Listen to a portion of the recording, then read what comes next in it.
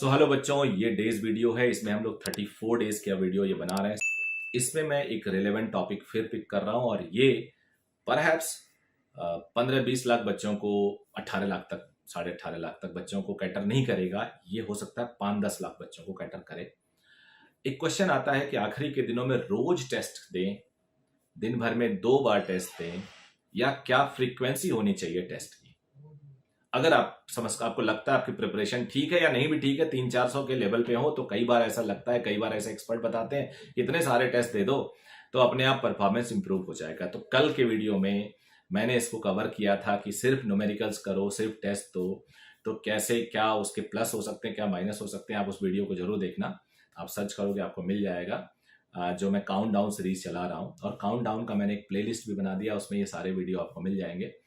वहां पे आपको ये है बातें क्लियर हो जाएंगी। तो मैं अब आज की वीडियो में बताता हूं, क्या रोज आपको टेस्ट देना चाहिए। आंसर है हाँ भी और ना भी। दिन भर में 2 देना चाहिए, आंसर है ना। पहले का आंसर हाँ भी है, ना भी है। दिन भर में 2 देना चाहिए, आंसर है ना, बिल्कुल ना। तो दूसरे में तो कोई डिस्कस करना ही नहीं है, नेगेटिव नेगेटिव है। रोज देना चाहिए कि नहीं देना चाहिए, इस पे मैं जरूर आज बात करना चाहूंगा।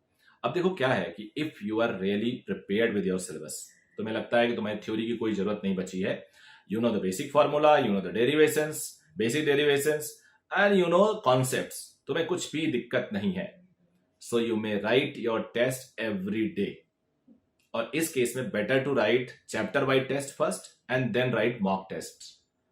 लेकिन if you feel that after writing every test still you are able to score only 450 430 and not able to cross 530 marks, 500 marks or even 500 marks, then there is need of recycle checking कि आपका क्या syllabus. ऐसा तो नहीं है कि आपको लगता है आपको आता लेकिन एक्चुअल में आता नहीं है, तभी तो आप मार्क्स नहीं बढ़ा पा रहे हो इतने टेस्ट देने के बाद भी। तो अगर आपको ऐसा लगता है कि आप फंस गए हो किसी एक मार्क्स पे आके, तो कल के वीडियो में जैसे मैंने बोला था, रियलिटी चेक करो। आप लिखो हर चैप्टर में क्या क्या और किस किस के क्वेश्चंस आपसे नहीं होते, कौन कौन सी ऐसी थ्योरी है, कौन कौन से ऐसा कॉन्सेप्ट्स हैं जिसके क्वेश्चंस आपसे रुक जाते हैं, उनको लिखो और उनको इंप्रूव करो पढ़ाई से। 2 दिन 3 दिन का टेस्ट रोक दो और फिर टेस्टिंग करो, और आप देखोगे इससे आपका इंप्रूवमेंट होगा, बहुत होगा। लेकिन मेरे भाई, अगर आपका सिलेबस कंप्लीट हो चुका है, आप रोज एक टेस्ट दे रहे हो 2 से 5, तो ये बहुत अच्छा रूटीन है, मैं इसमें खुश हूं, इसमें कोई दिक्कत नहीं है। अब इस वीडियो में 2-3 बातें और बताऊंगा मैं, जो एकदम आपसे रिलेवेंट होंगी। जो फिजिक्स का टॉपिक है, ये जो फिजिक्स की बातें हम करते हैं ना कि फिजिक्स ये है, फिजिक्स वो है, आपसे नहीं होते क्वेश्चंस, 90 से ऊपर नहीं जाते हैं। इस चैप्टर, इसको सॉल्व करने के लिए, इसको ओवरकम करने के लिए, इस प्रॉब्लम को ओवरकम करने के लिए आप छोटे छोटे टेस्ट अपने डिसाइड कर लो।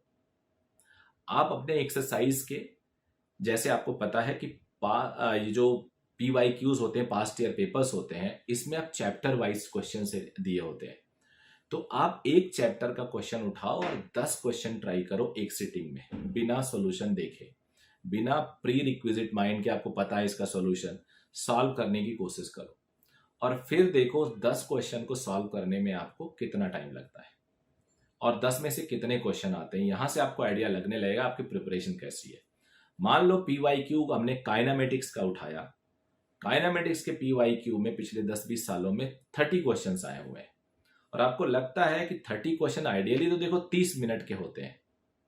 अब वो 30 मिनट घड़ी का देखो और देखो फर्स्ट से लेके, पहले आप सॉल्व करो फर्स्ट, थर्ड, फिफ्थ, सेवंथ, यानी ऑड नंबर पिक कर लो, तो आपको 30 तक जाते जाते 15 क्वेश्चन मिलेंगे, और देखो आप कितना समय लगा रहे हो।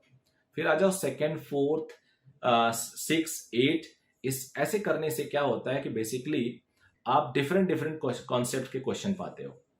ऐसा करके डेफिनेटली मैं गारंटी के साथ कह सकता हूं आप पूरे चैप्टर को कवर करने लगोगे, और पूरे चैप्टर को आपको, आपका जो टाइम इंटरवल है, टाइम मैनेजमेंट, वो बेटर होने लगेगा। तो ये जो PYQ का सीरीज ऐसे करो। अब मैं आपको तरीका बताता हूं अटेम्प्ट सुधारने का। अटेम्प्ट मतलब आप जैसे क्वेश्चन को करते हो उसका स्पीड अप करने का।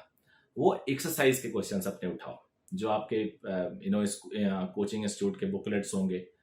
अब उसमें सेक्शन ए होगा, सेक्शन बी होगा, सेक्शन सी होगा। सेक्शन सी सबसे टफ होगा, सेक्शन ए सबसे आसान होगा।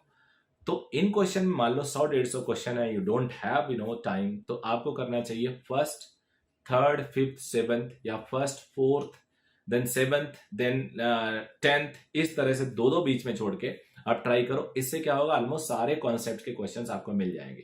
क्या होता है कि जब हम क्वेश्चन पेपर लिखते हैं तो शुरू में एक कॉन्सेप्ट पे 2 क्वेश्चन दे दिए, फिर अगले कॉन्सेप्ट पे 2 क्वेश्चन दे दिए, एक ही फॉर्मूले पे 2 क्वेश्चन दे दिए। तो जब हम रिपीटेड क्वेश्चन करते हैं, सीक्वेंस में करते हैं, तो कई बार हमारा टाइम वेस्ट होता है, क्योंकि एक ही कॉन्सेप्ट पे 2 क्वेश्चन होता है। कई बार एक एलिमेंट पूछ दिया गया, 2 दे दिए गए, अगली बार उन दोनों में से एक पूछ लिया गया और ये 2 दे दिए गए। तो ऐसे करके आपका टाइम वेस्ट होता है, वो टाइम भी आपको बचाना है।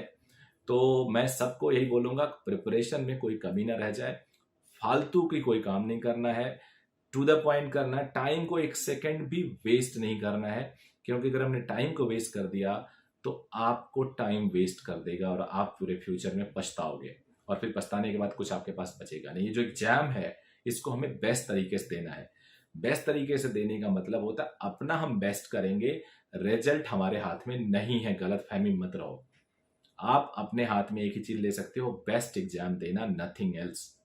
एक बार ट्राई करो, बेस्ट अगर आएगा तो कॉन्फिडेंस होगा फॉर एंटायर लाइफ, जो आपको मोटिवेट करेगा हमेशा अच्छे काम और बेटर काम करने में। सो अगर वीडियो अच्छा लगे आपको तो लाइक जरूर कर देना, सब्सक्राइब जरूर कर लेना चैनल को। Thank you very much, bye bye, all the very best.